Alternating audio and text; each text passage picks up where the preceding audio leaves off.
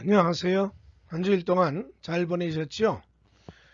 그동안 저희들은 바울에 대한 사상을 살펴보고 있습니다. 그의 구원, 그의 인간, 그의 신에 대한 생각, 또 예수님에 대한 생각, 성령에 대한 생각, 다양한 바울의 사상을 살펴보고 있는데, 오늘은 바울이 해외 선교를 통해서 기독교의 세계화를 이룬 큰 기적을 만들어냈습니다. 그래서 바울이 가졌던 선교에 대한 그의 사상과 그의 삶과 선교를 같이 살펴보도록 하겠습니다. 먼저 바울의 회심을 봐야 됩니다. 왜냐하면 회심으로 인한 바울의 세계 선교에 문이 열렸기 때문입니다.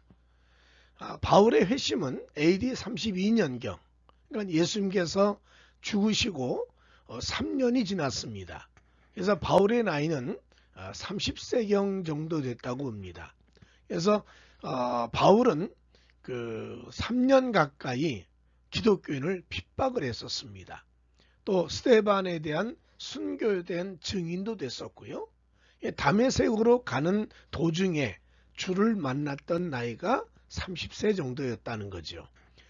사도행전에 바울의 회심 얘기가 3번이 기록됩니다.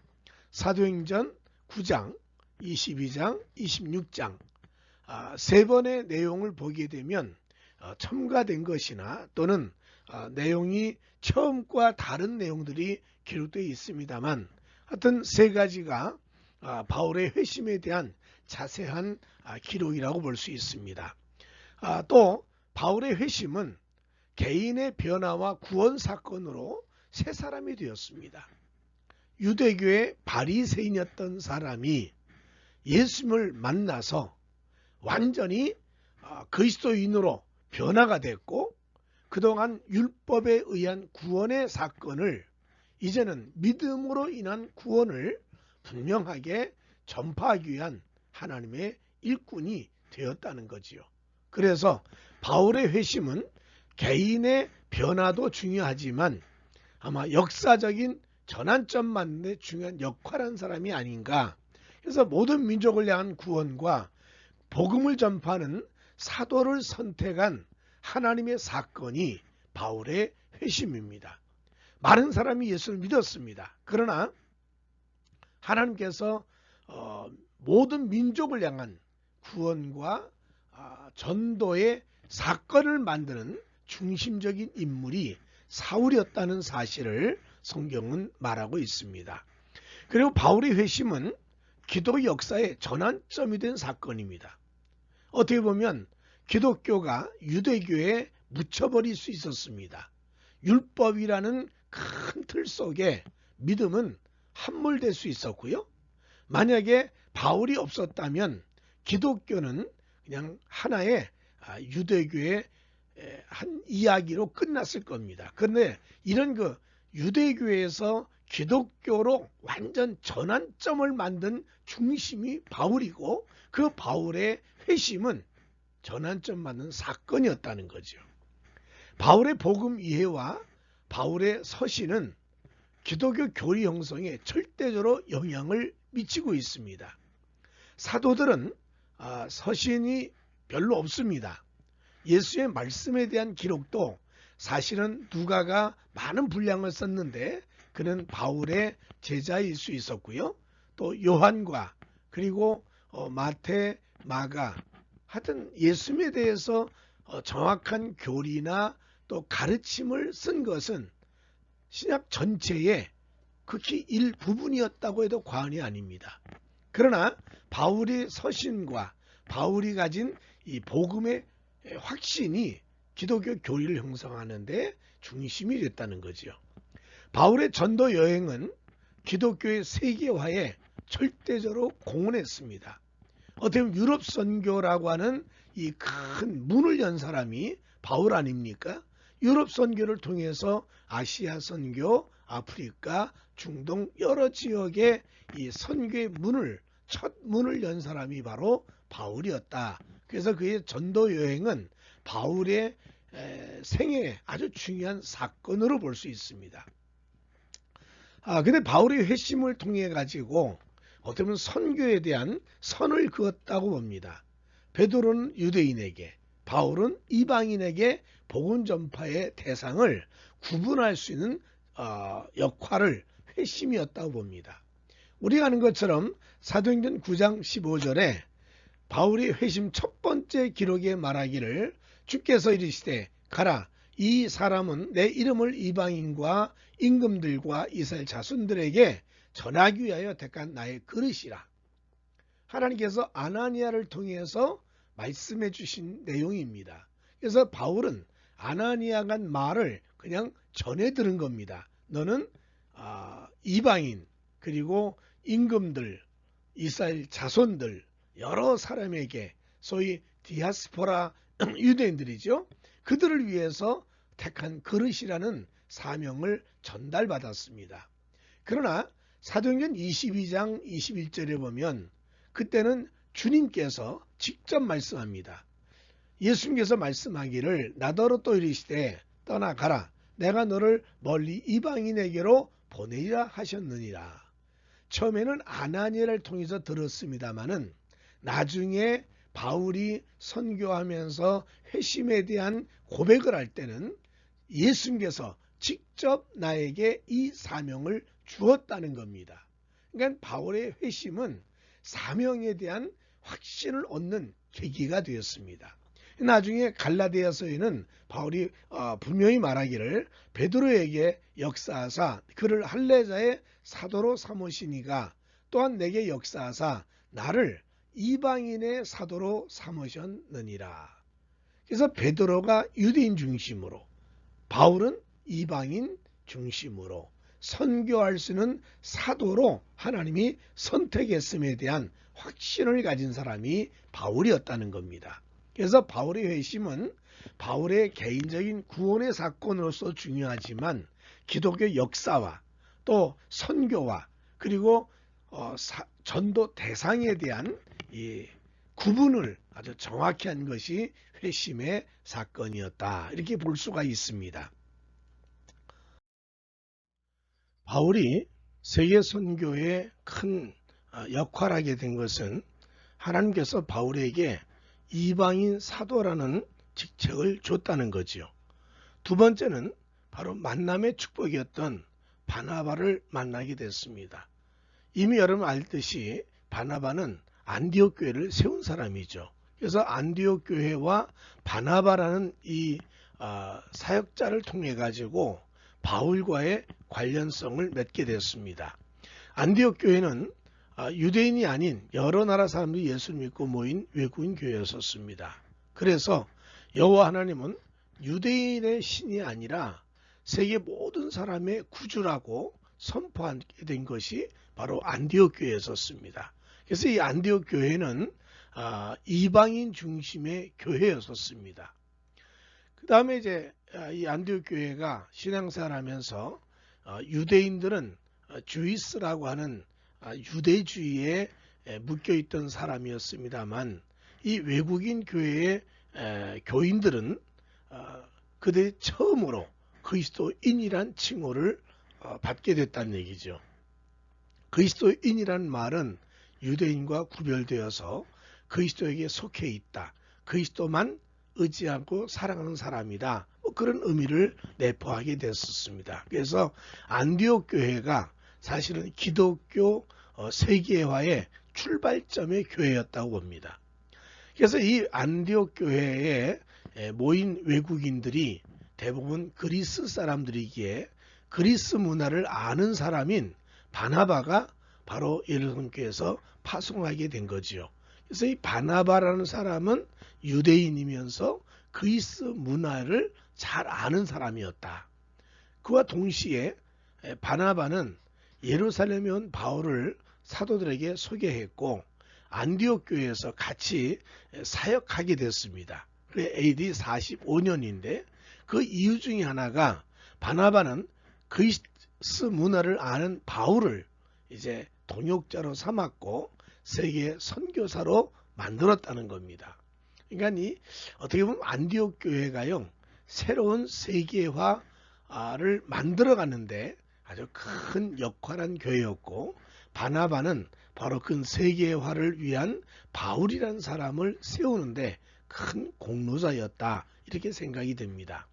사도행전 11장 25절 26절에 바나바가 사울을 찾으러 다소에 가서 만남에 안디옥에 데리고 와서 둘이 교회 1년간 모여 있어 큰 무리를 가르쳤고, 제자들이 안디옥에서 비로소 그리스도인이라 일컬음을 받게 되었더라. 그래서 여러분, 바울의 복 중에 하나가 바로 바나바라는 사람을 만났다는 겁니다. 사도들이 바울을 인정하지 않았고, 또 사람들이 바울을 유대교의 끈앞풀로 생각했고 기독교를 핍박하던 사람이기 때문에 어떻게 그리스도인이 될 수 있느냐라고 아무도 받아들이지 않을 때 바나바가 바울을 받아들이고 하나님의 사랑으로 일할 수 있도록 길을 열어주는 사람이었다. 그런 면에서 바울은 만남의 복이 있었다, 이런 생각을 합니다. 세 번째는 누가와 바울을 알아야 세계 선교에 대해서 정확히 이해할 수 있습니다. 누가는 수리아 안디옥 출신으로 헬라인 의사입니다. 의사로서 바울의 여러 가지 면의 의학적인 도움도 줬겠지만, 누가는 바울이 죽을 때까지 늘 함께 있으면서 그를 돌보고 케어했던 사람이 누가입니다. 누가는 골로새 4장 14절에 사랑받는 의사 누가라고 아주 정확하게 꼭 집어서 말하고 있습니다. 두 번째는 바울의 2차 선교 여행 중에 드로아에서 바울과 신라를 통하여 예수를 믿고 선교팀에 참여했습니다. 그러니까 누가는 바울의 선교 여행에 직접 동참해서 모든 내용을 정확히 알고 있는 사람이라고 볼 수 있겠죠. 그 다음 세 번째는 예수의 말씀을 모르는 이방인인데도 불구하고 사도들의 기록과 구전을 전해준 것을 기록하여 누가복음을 기록했다는 겁니다.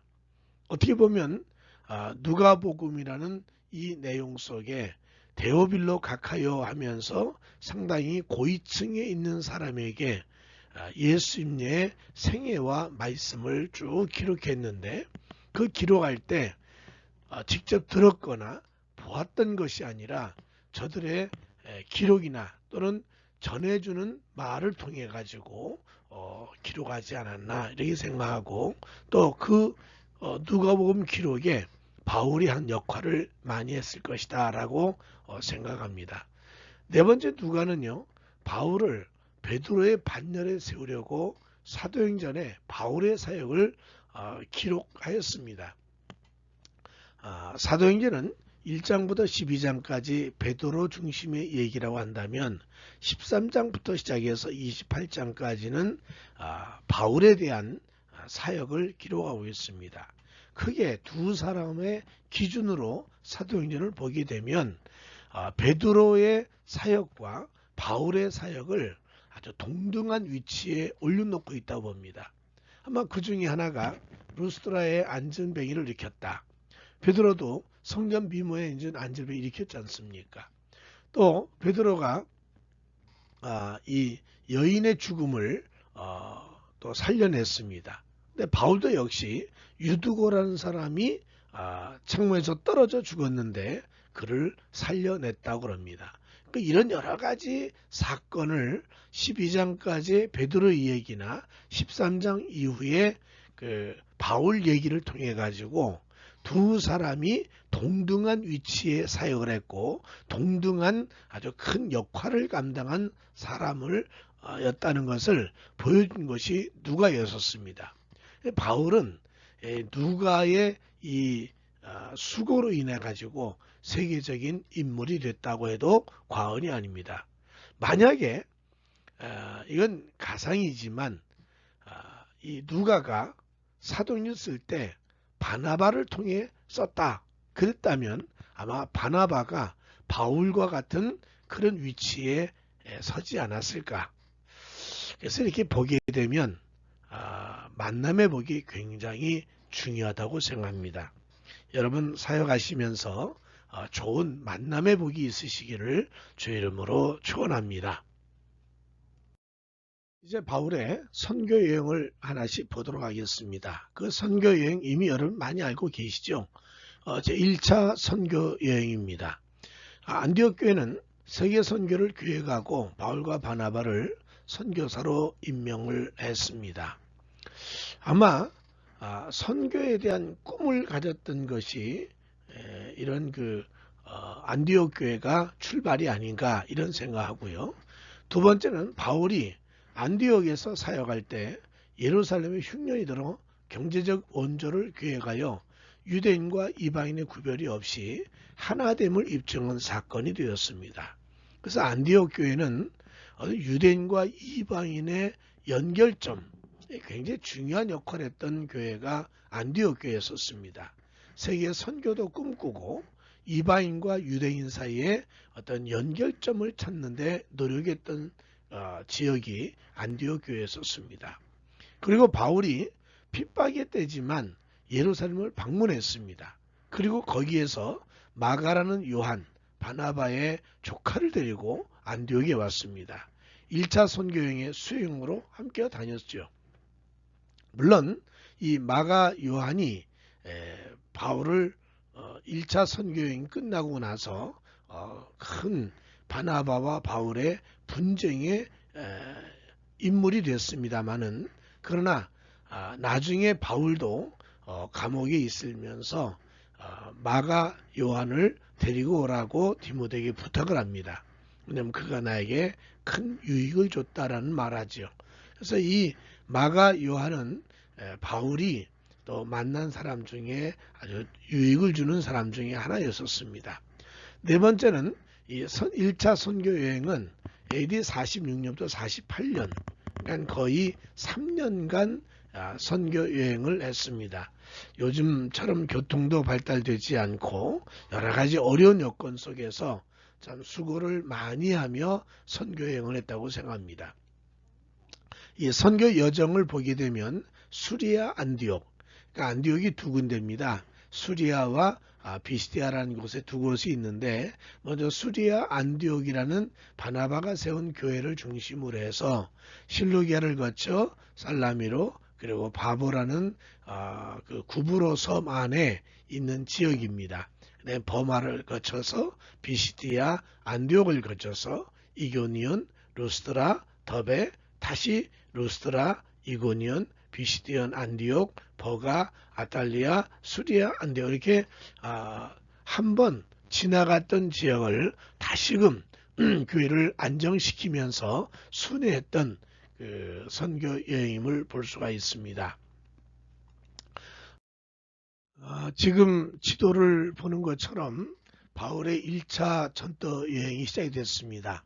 그래서 안디옥에서 실루기아, 실루기아에서 구브로섬, 구브로섬에서 버가, 버가에서 안디옥, 비시디아 안디옥, 그다음 이고니온, 이고니온에서 더베, 더베에서 다시 루스드라로, 이고니온으로, 비시디아 안디옥으로, 그다음에 버가에서, 그리고 아탈리아를 거쳐가지고 안디옥으로 이렇게 들어가는 걸 볼 수 있습니다. 먼저 안디옥에서 구브로 섬으로 움직이죠. 그 움직이면서 중요한 사건 중에 하나가 선교지 구브로 섬 바보에서 로마 신들이 많아 바울은 히브리식 이름인 사울에서 로마식 이름인 바울이라는 이름을 사용했습니다. 바울이 선도의 주도권을 잡게 되는 계기가 되죠. 사도행전 13장 9절에 바울이라고 하는 사울이 성령이 충만하여 그를 주목하고, 그래서 이제 사도행전에 선교 사역을 하면서 그동안 히브리식 이름이었던 사울을 이제 로마식 이름인 바울로 변경하여 쓰게 됐습니다. 어쩌면 세계 선교의 출발점도 바울의 로마식 이름이 아니었나 이렇게 볼 수가 있습니다. 그 두 번째는 바보에서요, 거짓 선지자 박수를 만나서 어려움을 당했습니다. 그런데 하나님의 도움으로 인해서 거짓 선지자가 소경이 됐고 로마 총독 서기오 바울을 전도하게 됐습니다. 아주 굉장한 큰 사건적인 일들이 바보에서 있었습니다. 그리고 그 바보를 지나서 이제 버가로 옮기죠. 근데 버가에서 일 하나가 생기는데 같이 수행이었던 요한이 다시 예루살렘으로 돌아가게 됩니다. 그 학자들에 의하면 마가 요한이 예루살렘 돌아가게 된 이유가 두 가지였을 거라고 얘기합니다. 하나는 학질이라는 질병에 걸려서 돌아갔다는 얘기도 있고요. 또 학자들은 말하기를 너무 고난이 심해서 그 선교의 핍박과 고난을 견디지 못해서 갔을 것이라 이런 얘기도 합니다. 어쨌든 간에 안디옥에서 구브로 섬으로 큰 사역을 하고 버거로 옮겼다가 아주 중요한 마가 요한을 수행원에서 탈락하는 모습을 봅니다. 근데 사실은 이 마가 요한이 나중에 바울에겐 큰 도움이 돼가지고 감옥에 있을 때 디모데에게 말하기를 마가 요한을 데리고 와라. 왜냐하면 마가 요한에게 큰 유익을 준다라고 표현하면서 처음 1차 선교에 헤어졌을지 몰라도 나중에는 마가 요한이 큰 바울에게 도움을 준 사람 중에 하나였다라고 기록합니다. 버가에서 이제 바로 안디옥으로 옮기죠. 그 안디옥은 비시디아 안디옥이라고 그럽니다. 그래서 바울이 안식의 복음을 전하고 이방인과 유대인들이 큰 감동을 받았습니다. 그래서 또 회당에서 설교해달라 그래서 회당에 안식일날 복음을 전하는데 유대인들이 방해를 해가지고 결국 거기서 돌에 맞고 어려움을 겪습니다. 그때 바울은 이방인 선교에 대한 다짐을 하고 이고니온으로 갑니다. 그래서 그가 다른 지역으로 옮기게 될 때 이 피시디아에서 안디옥에서는 아주 굉장한 사건이 많이 만들어지지요. 그래서 세 번째는 루스드라의 기적과 방해입니다. 바울이 이고니온에서 이제 루스드라로 가게 됩니다. 근데 루스드라에서는 우리가 아는 것처럼 바울이 안질병을 일으키는 기적을 행하게 됩니다. 유대인들이 피시디아 안디옥과 이고니온에서부터 루스드라까지 쫓아와서 바울을 돌을 던지고 핍박을 하게 됩니다. 그래서 이 심한 어려움을 피시디아 안디옥에서 출발해서 이고니온에 오고 루스드라 오기까지 아주 고난이 참 많았음을 볼 수가 있습니다. 그래서 결국은 이 바울이 선교의 여정의 1차 선교 여행은 바나바와 함께 했습니다만 그래도 선교의 주도권을 이 바울이 잡고 있었다 이렇게 보면 되겠습니다. 1차 선교 여행을 마치고 많은 성과가 있었습니다. 그 중에 첫 번째는 예수님은 인류의 주, 인류의 메시아에 대한 확신이 생겼습니다. 예수님 모든 사람의 주가 될 수 있다는 확신이 이방인들 사회에서 복음을 전하면서 바울과 바나바가 깨닫게 됐습니다. 두 번째는 복음 전파 핍박의 문제입니다. 복음을 전파하면 핍박이 오더라는 거죠. 예수님 말씀대로 미움을 받는다고 얘기했던 그 말씀 그대로 미움과 핍박이 있었습니다. 우리는 승리할 때까지 많은 환난을 당할 것이며 어떤 핍박이 와도 믿음을 버려서는 안 된다는 겁니다. 이것이 1차 선교 여행의 큰 성과 중에 하나입니다. 아마 그때 그 고난과 어려움을 경험했던 바울이라 그런지 디모데에 보면 많은 시련과 환난을 기록하고 있습니다. 그럼에도 불구하고 선교 사역에 대한 확신은 잃어버리지 않은 것을 알 수 있습니다. 그 세 번째는 1차 선교여행에서 교회 조직이 이루어져 갑니다. 그 피시디아 안디옥에서 조직도 예배도 없어서 장로를 택하여 세우고 교회 관리를 하게 하고 교회 조직을 만드는 시작이 되었습니다. 물론 예루살렘 교회도 조직이 있었지요. 그래서 그 집사를 안수하여 세웠던 걸 보면서 사도와 그리고 집사 안수 받은 일꾼들이 있어서 교회를 이끌어 갔습니다. 그러나 예루살렘 교회는 환난과 핍박이 많았고 더더욱이 기근으로 인해서 어려움을 많이 겪게 됐죠. 이런 그 1차 선교여행을 하면서 이방인 교회에서 교회 제도를 만드는 것은 아마 큰 성과가 아니었나 이런 생각을 합니다. 네 번째는 복음 전파의 자유입니다. 사실은 바울과 바나바가 1차 선교 여행을 하면서 세계에서의 걸림돌이 결국 율법이구나. 특별히 할례 문제에 큰 걸림돌이 시작이 됐습니다.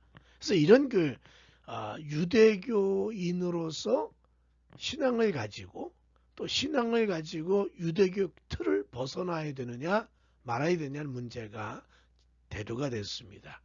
그리고 두 번째 유대주의자와 이방인 사이에 신앙과 교리적 갈등이 생김으로 인해서 이거를 해소해야 되겠다라는 그 강한 의지를 볼 수가 있습니다. 그래서 1차 선교 여행은 3년이라는 기간 동안 다니면서 많은 그 일도 있었지만 그러나 기독교 세계화를 위한 아주 중요한 사건들이 몇 가지 있었음을 봅니다. 그래서 1차 선교 여행은 바울 혼자만의 선교는 아니었지만 굉장히 중요한 역할을 했다라고 생각하고 바울이 가지고 있는 사상을 확립하는 데 있어서도 굉장히 중요한 기능이 있었다 이렇게 볼 수가 있습니다.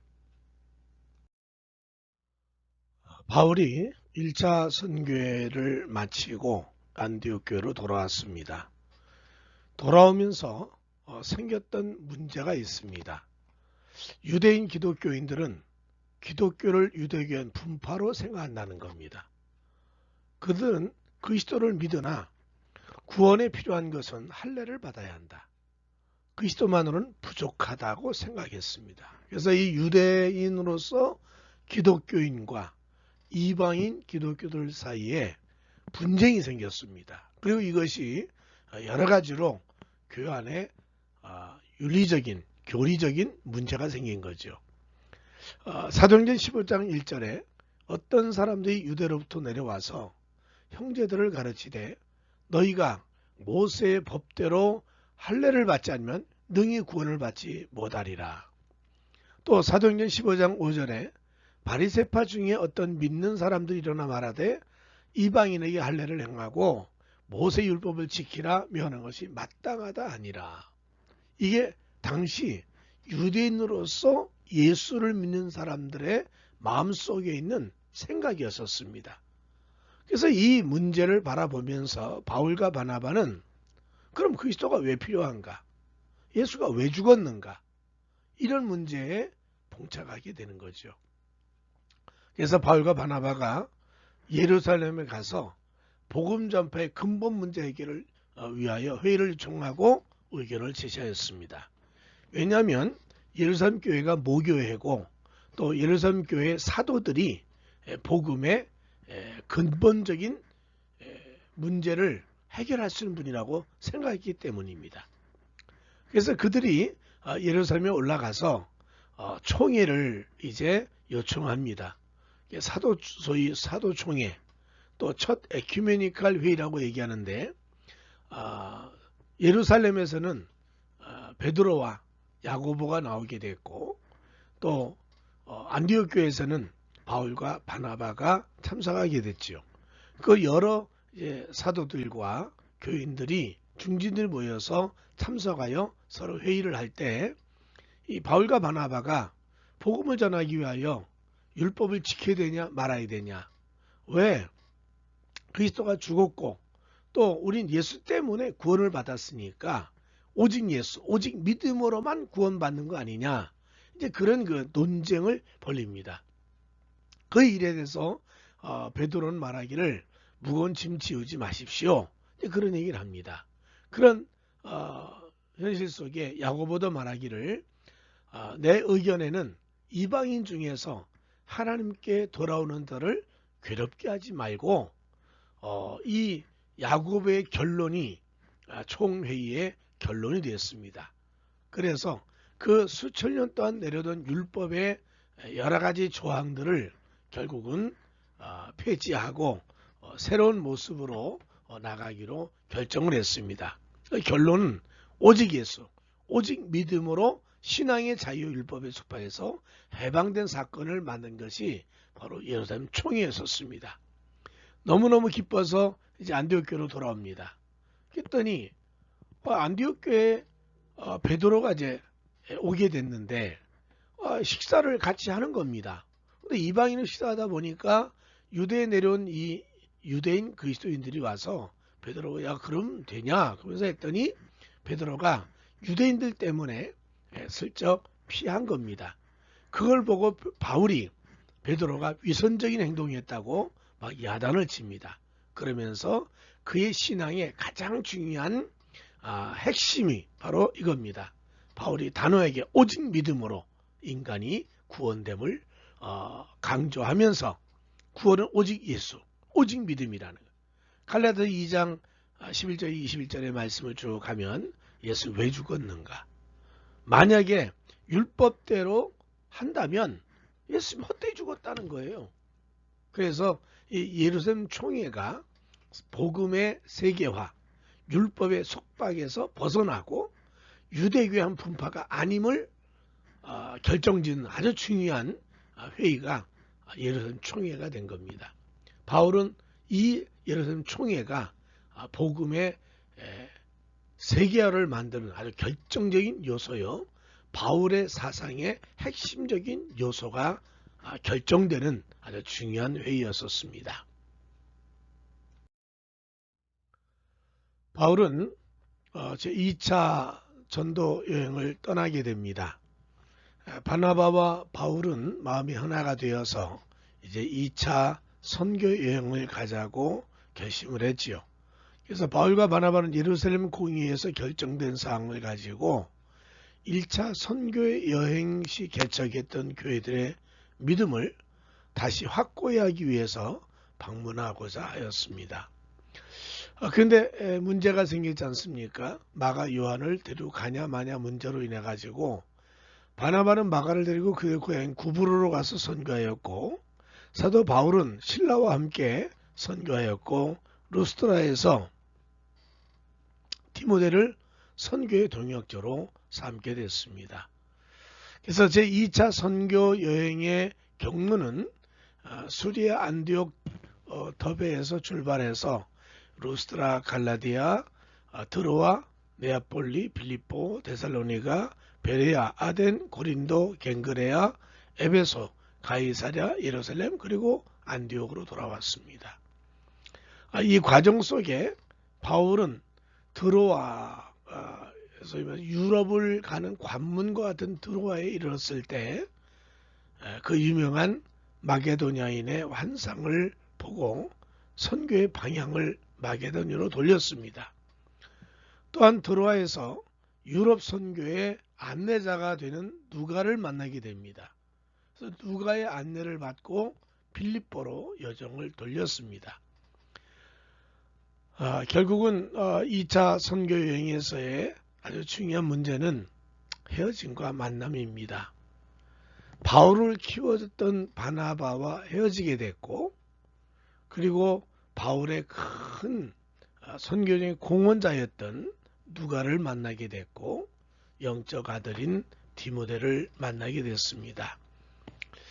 글쎄요, 하나님의 만남과 헤어짐을 누가 측량할 수 있었겠습니까마는 우리도 하나님을 섬기면서 만남의 복을 받아야 될 줄로 압니다. 선교지에서 또는 목회 현장에서 내가 누구를 만나느냐 굉장히 중요한 일 아니겠습니까? 우리 모두가 바나바를 만날 수 있기를 바라고 때론 디모데를 만나기를 바라고 때론 목회사에게 누가를 만나기를 간절히 바랍니다. 우리 2차 선교여행을 떠났습니다. 지도에서 보듯이 수리아 안디옥에 출발해서 예루살렘까지 오는 여정을 돌았고요.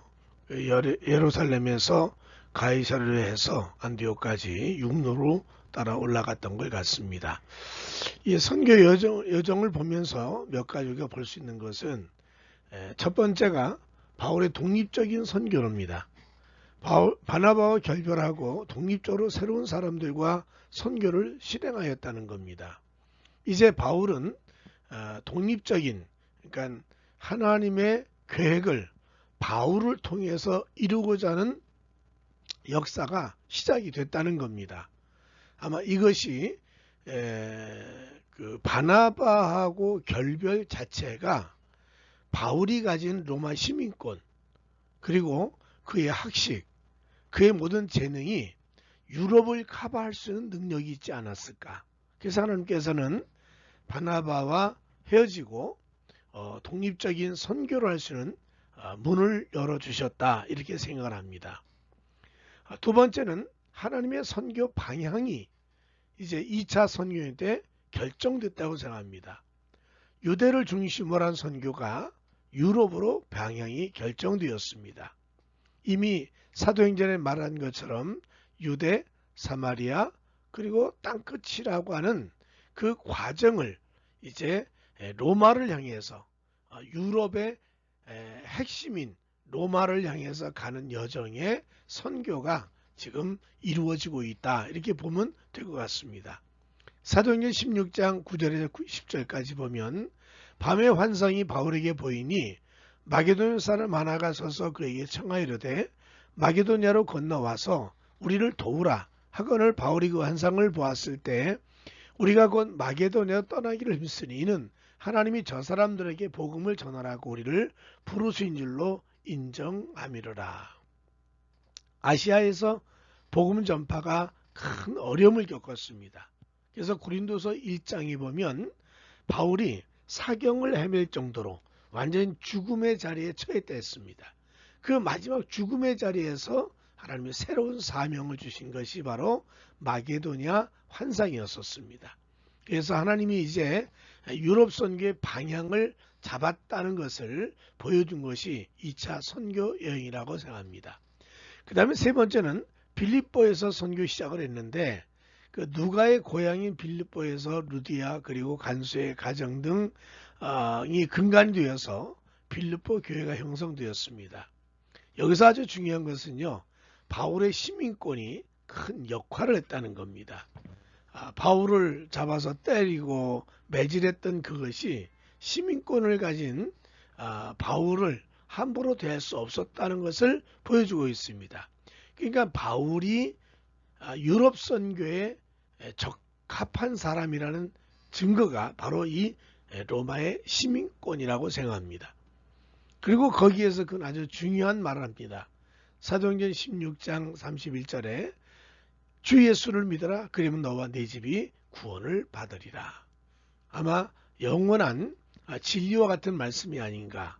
그래서 이 빌립보란 지역에서 바울이 유럽 선교의 첫 문을 열었고 그 드로아라는 것이 유럽을 가는 이제 관문 아니었었습니까? 그래서 빌립보에 갔고 빌립보에서 첫 교회가 세워졌고 그 교회가 바울이 로마에서 옥에 갇혔을 때도 끝까지 돌봐주고 에바브로디더라는 사람을 수종을 들게 하며 보호해줬던 교회가 바로 빌립보 교회였었습니다.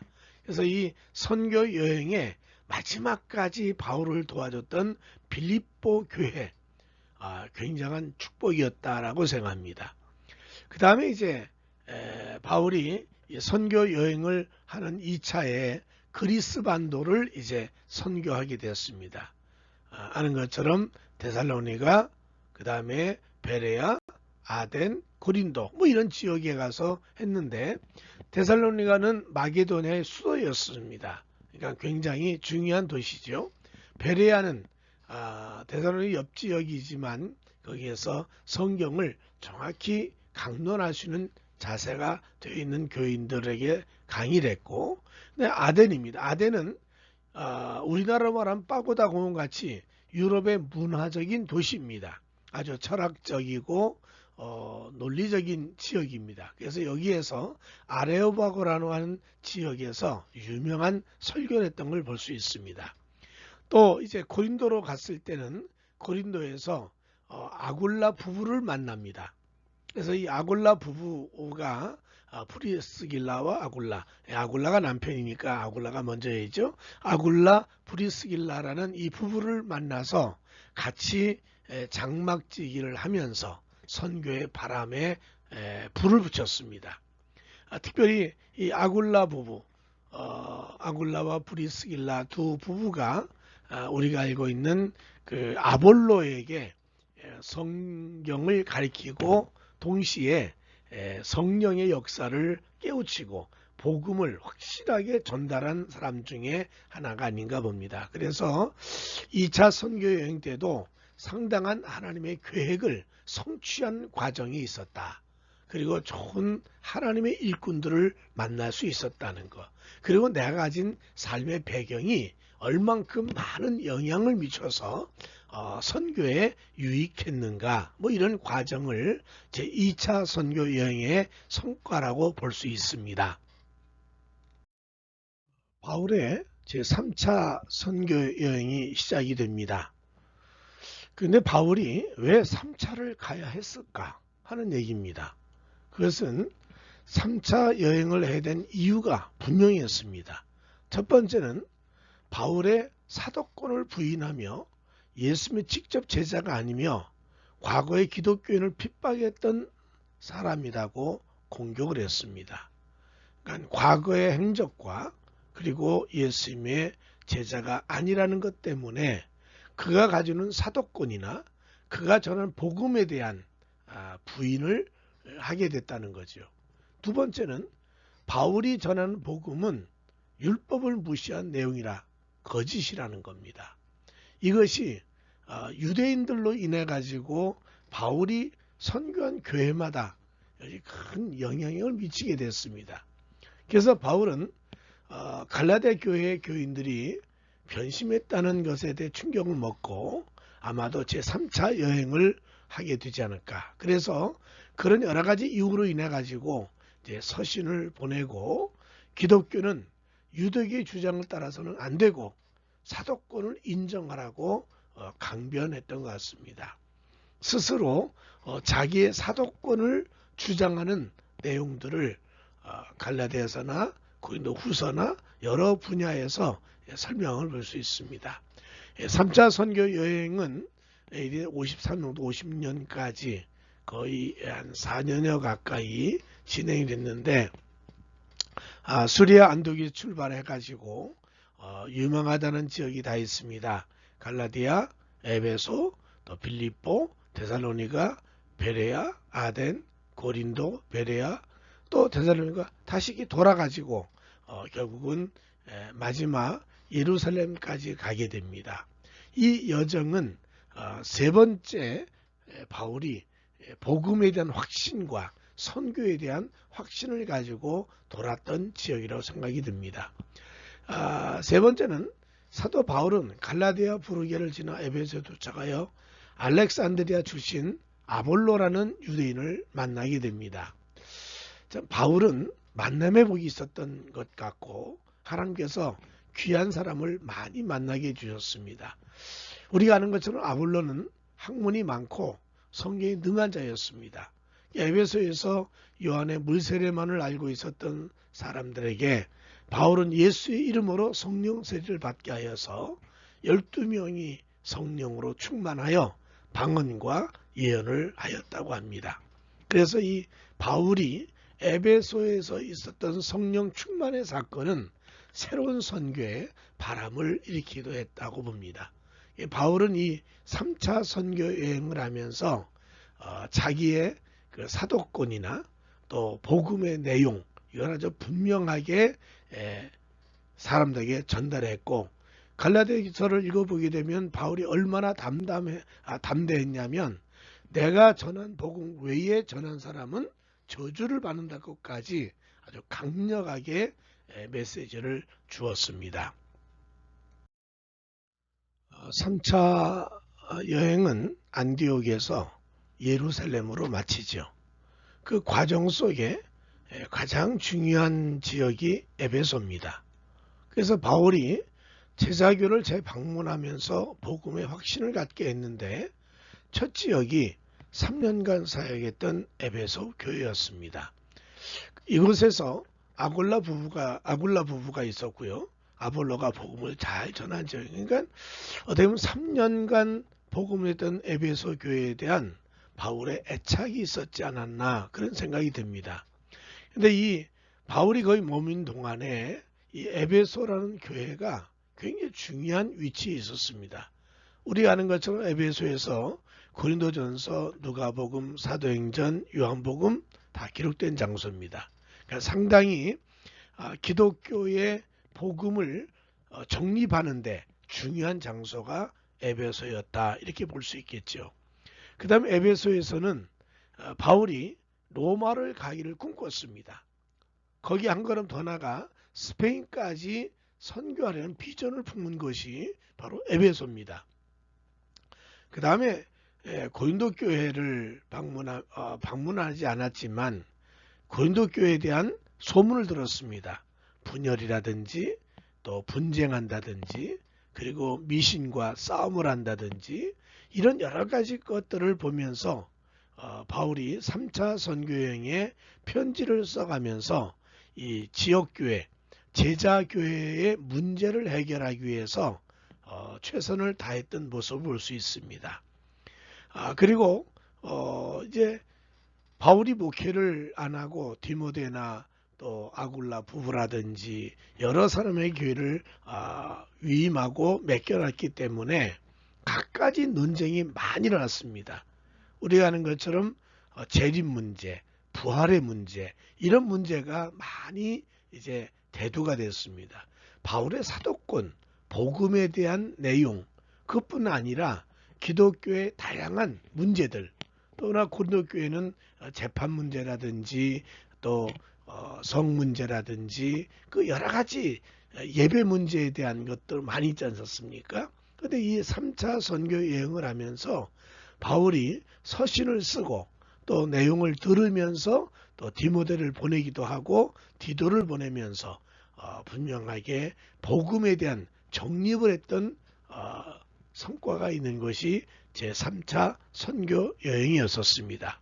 그래서 바울은 1차, 2차, 3차 선교 여행을 하면서 바울이 가지는 사상, 바울이 가진 신학에 대해서 정립을 하고 그것이 세계 선교를 향한 방향잡이 역할을 한 것이 선교 여행이었다. 우리가 늘 하는 말 중에 배우는 것은 가르치는 것이라 했습니다. 내가 듣는 것보다 가르침이 더 많은 교육에 효과가 있다고 하듯이 바울이 책상에 앉아서 서신을 쓴 것이 아니라 선교지를 1차, 2차, 3차를 다니면서 직접 경험했고 논쟁을 했고 싸웠고 부딪혀서 깨달은 복음을 전했고 그것이 바울의 사상이 되었고 그것이 지금 기독교를 형성하는데 교리가 되고 그것이 하나의 모범이 됐던 걸 보면서 선교 여행은 굉장히 중요한 바울뿐 아니라 기독교의 핵심을 이루게 됐다 이렇게 생각을 합니다. 바울의 선교는 사실 죽을 때까지 이루어졌습니다. 그가 3차 선교여행을 마치고 그 다음에 예루살렘에서 붙잡혀서 로마까지 가는 여정, 그 로마에서 제4차 선교여행이라고 할 수 있는 또 선교의 활동을 했습니다. 우선 바울의 계획은 로마를 거쳐 스페인 서바나로 가려는 계획이 있었습니다. 계획은 사람이 하나 경영의 응답은 하나님께서 하신다고 본인은 스페인에 가서 선교까지 하고자 하는 큰 계획이 있었지만 하나님께서는 자유의 몸이 아닌 죄수의 몸으로 로마를 가게 했고 그리고 스페인까지 갈 수 있는 길을 열어주시 않나 그런 생각을 합니다. 사도행전 15장 28절에 그러므로 내가 이 일을 마치고 이 열매를 그들에게 확증한 후에 너희에게 들렀다가 서반으로 가리라. 바울은 로마가 마지막 지역이지만 그러나 스페인까지 가서 복음을 전해야 된다는 분명한 사명의식을 느꼈던 사람이 바울이었다는 거지요. 그래서 바울은 결국 죄수의 몸으로 로마를 가게 됐습니다. 그가 예루살렘 성전에서 체포된 그가 예루살렘 공의에서 변론하고 가이사랴로 후송되어 미교수로 2년간 감옥에 있었습니다. 바울은 그 기간 동안에 로마 황제에게 제소를 해서 로마로 가게 됩니다. 그 과정에 여러 가지 어려움이 있었습니다만 가이사랴에 출발해서 시돈으로 해서 미항으로 그리고 난파가 되는 바람에 멜리데 섬까지 가게 됐고, 그래서 그 여정은 결국 로마 가이사 황제까지 가는 여정을 하나님이 도우셔서 가게 됐습니다. 그리고 제4차 선교 여행의 가능성을 우리는 보고 있습니다. 사실은 사도행전은 바울이 AD 61년 로마 감옥에 투옥된 후 2년 동안 감옥 생활에서 복음 사역을 하는 것으로 끝맺고 있습니다. 그러나 디모데 후서 및 목회 서신서를 보게 되면 바울은 1차 강구 후 풀려나서 한 차례 더 광범위한 순회 선교 사역을 행한 후에 다시 투옥된 사실이 제시되어 있습니다. 많은 역사가들은 바울이 로마에서 끝난 것이 아니라 스페인까지 가서 선교했을 거라는 것을 말하고 있습니다. 어쨌든 간에 바울은 마지막 투옥되어 순교하기까지 선교라는 아주 강한 이 사명의식으로 가득 찼고, 하나님이 그에게 주었던 이방인 선교라는 이 사역에 대해서 완수하려고 최선을 다했다는 겁니다. 그리고 그가 이제 선교를 마무리하는 단계에서 우리 몇 가지 중요한 사실을 이제 살펴봐야 됩니다. 첫 번째는 온 세계 인류의 하나님이 바로 여호와다 하는 사실을 이 선교 사역에서 가장 중요한 업적이라고 볼 수 있습니다. 세계 문화는 두 곳에 기초하고 있습니다. 하나는 히람 문화, 헬레니즘이라는 문화와 또 하나는 기독교 문화, 헤브라이즘이라고 하는 두 문화가 역사를 끌어왔어요. 그래서 이 역사를 끄는 문화는 사실 히람 문화보다는 사변적인 문화보다는 생명력 있는 기독교 문화가 주도적으로 역사를 이끌어갔습니다. 그래서 바울 이전에는 기독교가 유대에게 예속된 하나의 종파로 생각했었습니다. 그러나 바울이 세계 선교로 인해 가지고 세계 문화의 기초를 만들었다는 겁니다. 바울의 세계 선교로 구약의 하나님과 예수님은 전 세계 하나님이라는 결론을 얻게 되었습니다. 로마서 3장 29절에 하나님은 다만 유대인의 하나님이시냐 또한 이방인의 하나님은 아니시냐 진실로 이방인의 하나님도 되시느니라 라고 말씀하고 있습니다. 그래서 이 바울의 선교 사역은 유대교에 머물렀던 하나님을 또 예수님에 대한 그 신앙의 요소를 온 세계에 확장을 해놨고, 그리고 인류가 믿어야 될 신으로 작업하신 분이 바로 사도 바울이었었습니다. 두 번째는 기독교 복음을 정립하는데 이 선교 사역은 굉장히 큰 역할을 했습니다. 우선 유대민족의 하나님을 세계민족의 하나님으로 해석하여서 예수님이 유대인의 메시아만이 아니라 온 세계 인류의 메시아 구주로 받아들이게 했다는 거지요. 그러므로 해서 복음도 당연히 거기에 하나씩 따라 붙으면서 이 복음을 구체적으로 체계화시키고 정립하는데 공헌한 사람이 바울이라 생각이 듭니다. 그래서 바울의 제일 먼저 첫 번째는 구원은 오직 믿음으로입니다. 구원은 오직 믿음으로. 유대교 율법 조항과 할례 등 행위에 대한 구원을 강조한 유대교에서 복음의 독립과 자유를 위해서 투쟁한 결과로 얻었다고 봅니다. 그래서 바울이 했던 이 큰 업적 중에 하나가 행위를 강조했던 유대교에서 기독교가 벗어나서 오직 믿음으로만 구원받는다는 이 분명한 진리를 세웠다는 것입니다.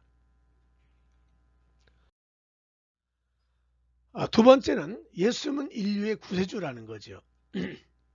하나님의 아들로서 예수님을 믿는 것이요 유대인으로서의 그리스도를 믿는 것이 아닙니다.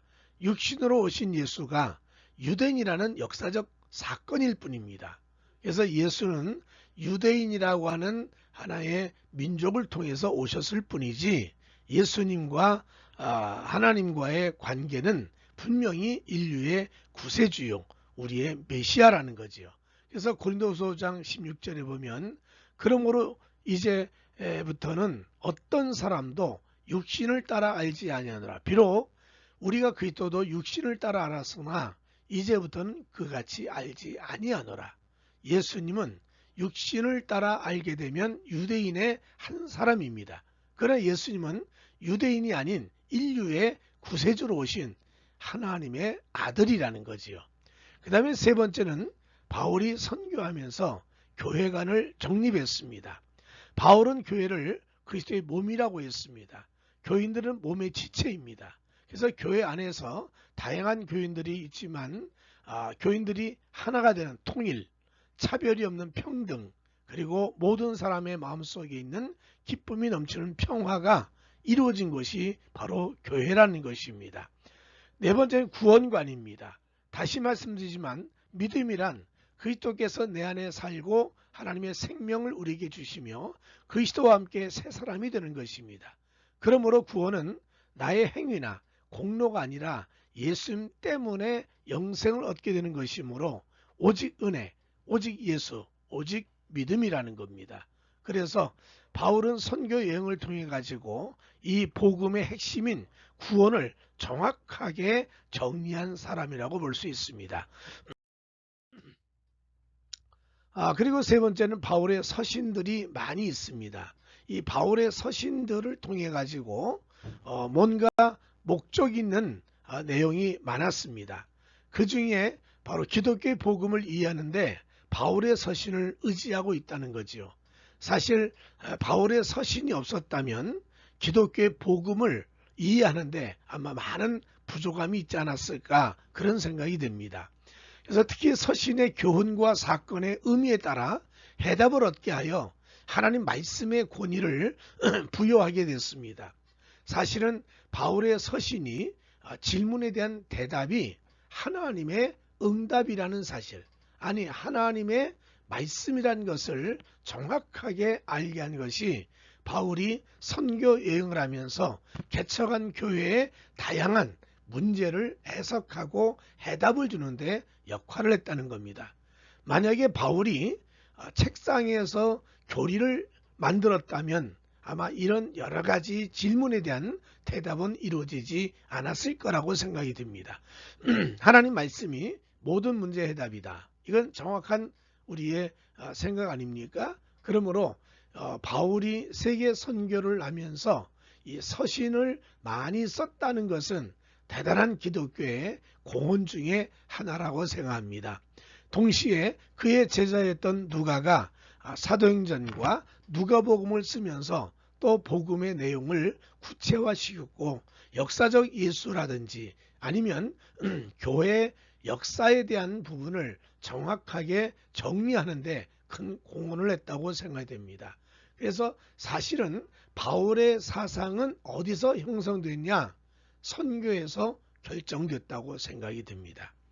우리 모두가 하나님 말씀을 책상에서만 아는 것이 아니라 하나님 말씀을 읽고 듣는 데서만 끝난 것이 아니라 생활 속에 전도를 하고 교회에서 봉사를 하고 하나님 말씀을 생활 속에 직접 체험할 때 욥이 말한 것처럼 귀로 듣던 하나님을 눈으로 배웠습니다라는 고백을 하게 될 겁니다. 우리는 이 바울의 선교 여행을 통해서 기독교 역사의 흐름뿐 아니라 바울의 사상을 정립하는 데 큰 역할을 했다 이렇게 생각을 합니다. 여러분 수고하셨습니다. 바울의 선교 여정을 보면서 우리 바울의 사상과 생각을 정립하는 과정을 같이 살펴보았습니다. 건강하시기 바랍니다. 감사합니다.